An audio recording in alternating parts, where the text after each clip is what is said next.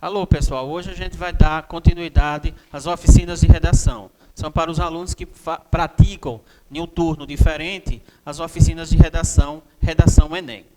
Ok? Eu sou o professor Gilmar Fabiano da Silva Santo e hoje a gente vai dar uma revisão de como fazer uma redação para o Enem. Primeiramente, você tem que entender que na redação Enem, o que ele vai pedir? Ele vai pedir um texto dissertativo argumentativo. Então, ele não quer descrições, ele não quer histórias, ele quer uma defesa de opinião. Então, o que é um texto dissertativo argumentativo? É a capacidade de produzir um texto que exige do redator uma opinião que circunda a sua realidade de forma direta ou indireta. Basicamente, o Enem ele trabalha muito com os eixos temáticos. Então, você não precisa adivinhar o que é que vai cair na redação do Enem. Você tem que ir para os eixos.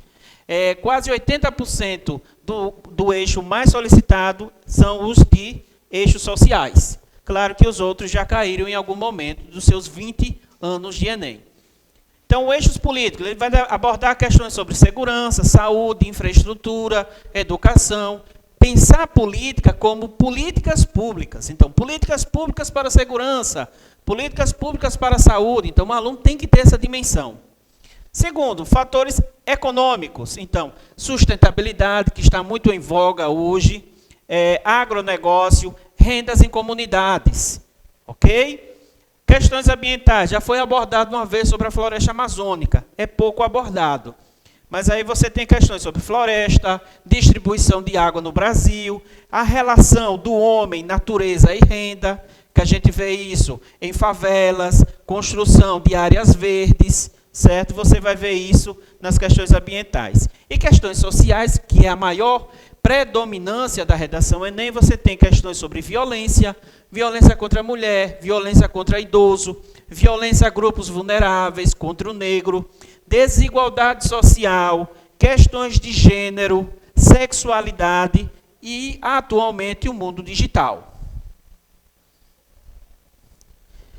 O que é que o aluno precisa entender quando ele vai fazer sua redação Enem? Como é avaliado? Ele é baseado em competências, ok? Então, primeira competência, demonstrar domínio da norma culta da língua escrita. O que é isso? Saber gramática. Se você não sabe escrever uma palavra, não escreva. Se você tem dificuldade com alguma coisa na gramática, comece a estudar. Eu tenho dificuldade em crase, estude crase. Eu tenho dificuldade em concordância verbal, estude concordância. Ok? Isso vai ser cobrado. Segundo, compreender a proposta de redação e aplicar conceito das várias áreas de conhecimento para desenvolver o tema dentro dos limites estruturais do texto dissertativo argumentativo. Entender a proposta do tema. Certo? E focar.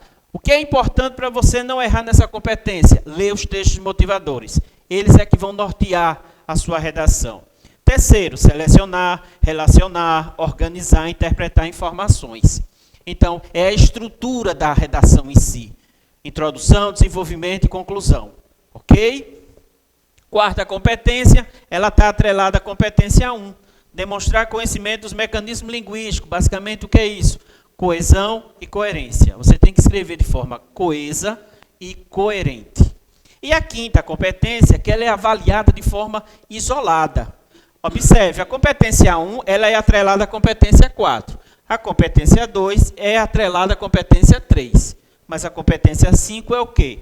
Elaborar a proposta de solução para o problema abordado. O que é isso? Agentes sociais. Em uma redação escolar, você basicamente faz uma síntese do desenvolvimento. Na redação Enem, não. Você tem que resolver um problema. Por isso que é uma conclusão-solução. Estrutura do corpo da redação. Muito aluno, ele tem um problema sério. Quando é que eu sei que um aluno não sabe fazer redação? Quando ele me faz a seguinte pergunta. Professor, quantas linhas? Acabou. Quando ele me faz essa pergunta, eu já sei, ele não sabe fazer redação. Por quê? Porque ele não sabe começar e não sabe terminar. Certo? O que é saber começar? Na introdução, o que é que eu coloco? Eu não coloco minhas ideias. Eu não começo falando sobre minhas ideias. Isso você vai colocar no desenvolvimento. Na introdução, você tem que diferenciar título de tema.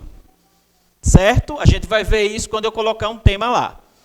Olha lá, os desafios da saúde pública no enfrentamento aos distúrbios de comportamento do adolescente na era digital. Gente, quanto maior o título, melhor para o aluno. Quanto maior, melhor.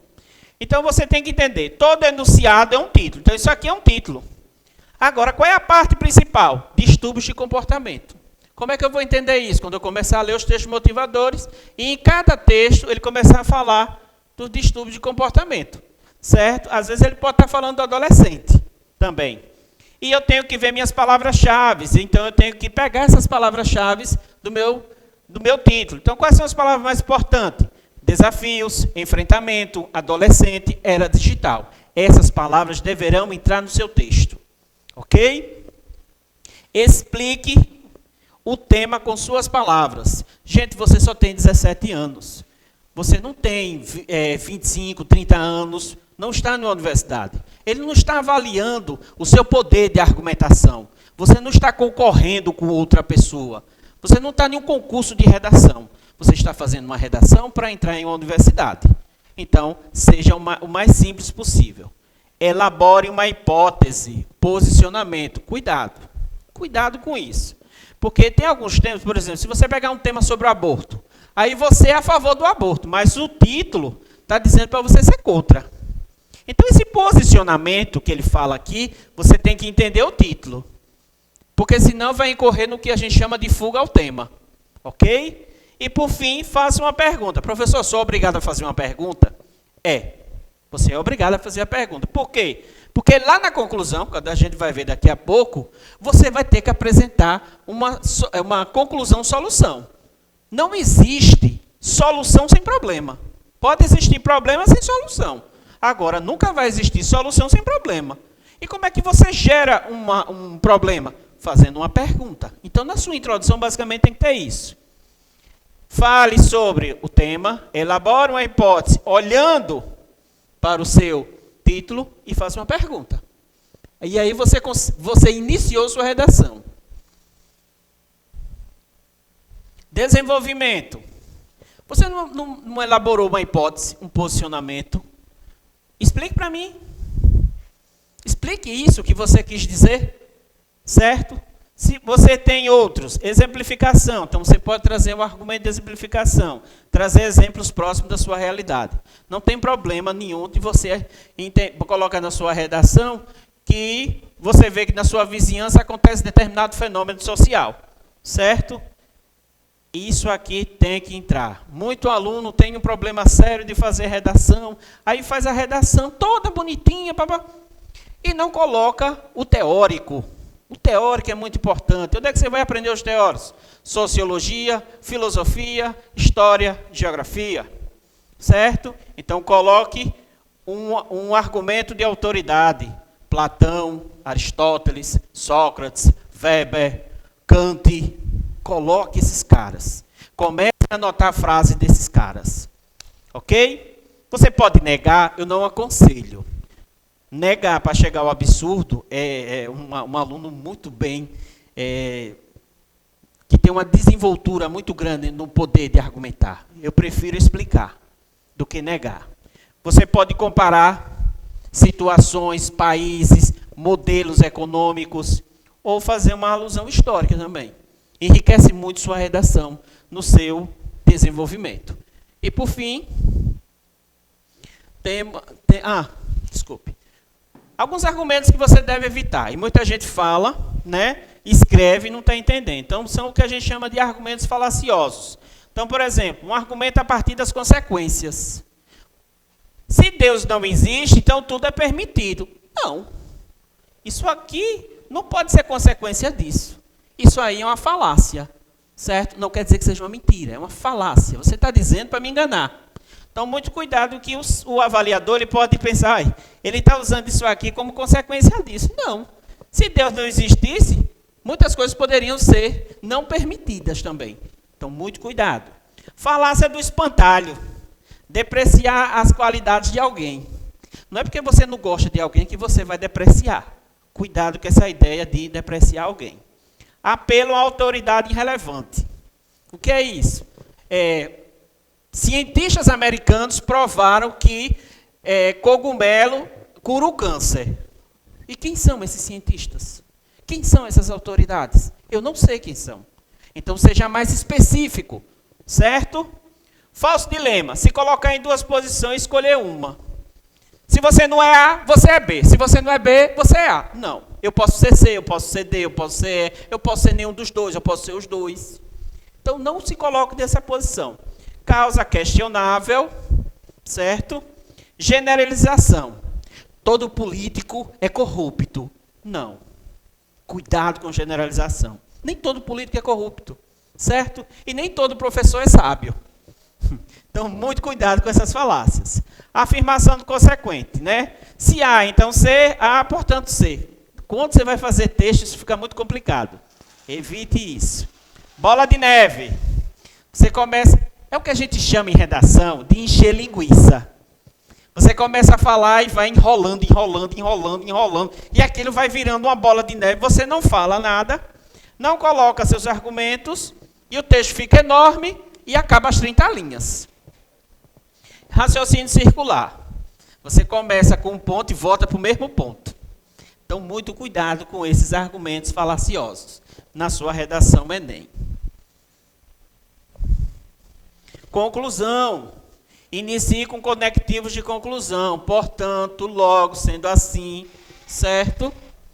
Bem, continuando aqui. Portanto, os desafios da saúde pública. Certo? Utilize a pergunta para iniciar a sua conclusão. Você não fez uma pergunta lá em cima? Digamos que você fez assim. Quais são os desafios da saúde pública?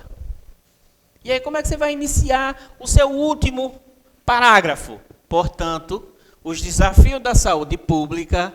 Então, olhe para a sua pergunta e elabore sua resposta. Coloque os agentes sociais. Quem, o que e como. Tem que pensar assim, olha, um cano quebrou na minha rua. Quem é que vai consertar? A Décio. O que é que ela vai fazer? Ela vai chamar uma equipe e consertar. E como é que ela vai fazer isso? Sempre tem que pensar assim, quem, como, que e como. Então, você pode usar esses agentes aqui, ó, governo, ONGs, mídia, indivíduo, família, Estado, sociedade, certo? Eu gosto muito de colocar nessa palavrinha ali, ó, junta tudo, forma GOMIVES, certo? Cuidado, política de governo são projetos. Então, se você diz assim, o governo deveria alterar a lei. Não é o governo que altera a lei. Quem governa é o Estado, quem altera é o Estado. O governo só faz projetos, enquanto que o Estado, ele faz leis e estatutos. Então, o Estado deveria alterar, né, o Estatuto da Criança e do Adolescente. Ok? Família está associada a valores. Então, se você tem um tema que não está associado a valores, não coloque família. Sociedade, interesse comum. Né? Por exemplo, aborto. Se a sociedade está dividida, não coloque sociedade.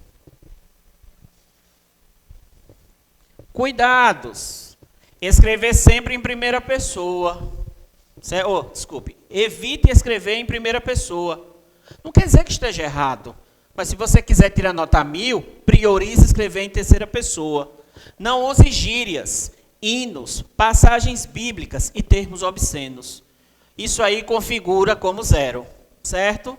Eu vou encher linguiça, eu vou botar um hino do Flamengo. Que eu gosto, eu vou botar só... Vai tomar 0. Não bote.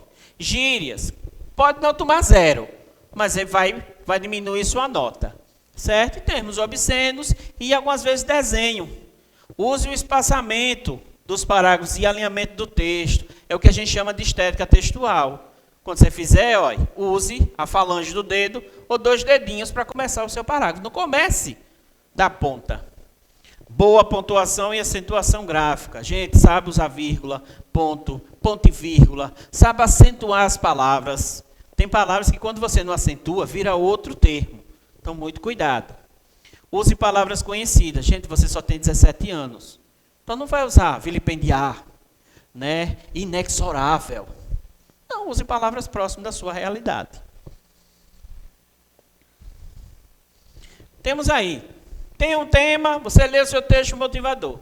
Os desafios da saúde pública no enfrentamento aos distúrbios de comportamento do adolescente na área digital. Então, o que é que eu tenho que fazer? Primeiro passo, explique o tema. Elabore um posicionamento, faça uma pergunta. Seu primeiro passo é a sua introdução. Segundo passo, explique, né, o seu, ou negue o seu posicionamento. Terceiro passo, traga um argumento de autoridade e faça uma ponte com o tema. Não adianta colocar uma frase de um teórico só por botar.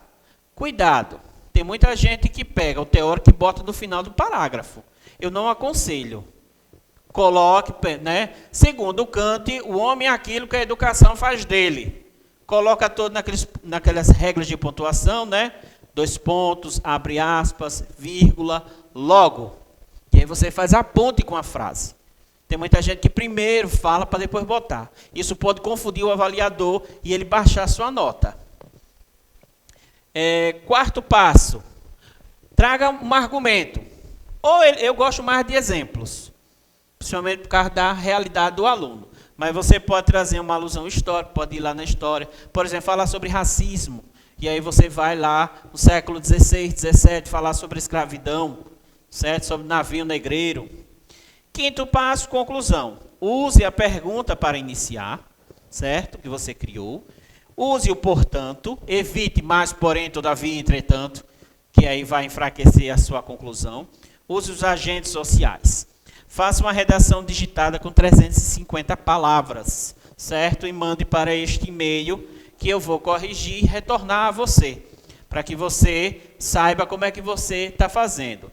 Existe fórmula mágica para fazer a redação do Enem? Existe. Você fazer todo dia uma ou pelo menos 2 redações por semana. Espero que tenha sido bem esclarecedor e qualquer dúvida no plantão de dúvidas. Ok?